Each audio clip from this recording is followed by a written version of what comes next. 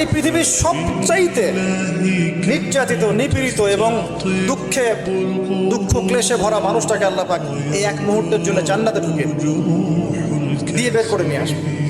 বলবেন যে দুনিয়াতে দুঃখে ছিল, কষ্ট ছিল, এই ব্যক্তি বলবে আল্লাহ কষ্ট কি জিনিস আমি জানি, কষ্ট কাকে বলে আমি কষ্টের সংজ্ঞাই জানি না। এই ব্যক্তির তাকদিরে কি হবে পরে? এই ব্যক্তি জান্নাতের আরাফ নামক জায়গায় দাঁড়িয়ে থাকবে, চেহারাটা ঘুরিয়ে দেওয়া হবে জাহান্নামীদের দিকে। সে বলবে যে আল্লাহ চেহারাটা খালি আমাকে জান্নাতের দিকে ঘুরায় দাও, আমি জান্নাতে যেতে চাচ্ছি না, খালি চেহারাটা ঘুরায় দাও, বাস এনাফ। আল্লাহ বলবেন আর কিছু চাবো না তো? না, আর কিছু চাবো না। ঠিক আছে, চেহারা ঘুরাই দিলাম। এবার চেহারা জান্নাতের দিকে ঘুরে আসে, জান্নাতের ঘ্রাণ, জান্নাতের নেয়ামতের স্নিগ্ধতা সব পাচ্ছে সে। এবার বলছে আল্লাহ শুধু দরজার কাছে নিয়ে যেয়ে রেখে দাও, ঢুকতে চাবো না।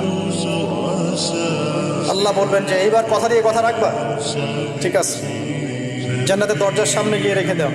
ও বেচারা দরজা ধরে দাঁড়ায় আছে, চিন্তা করবে, ও ভাববে, ওই সময় সে ভাববে, হাদিসে এত স্পেসিফিকলি আসছে, সে ভাববে আর কিভাবে আল্লাহকে বলবো, আল্লাহ তো এতদূর পর্যন্ত নিয়ে আসলেন।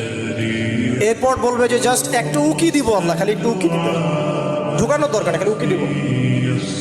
আল্লাহ পাক বলবেন দেখো আদম সন্তান তোমরা কিন্তু কথা খুব কম রাখো, আদম সন্তান তোমরা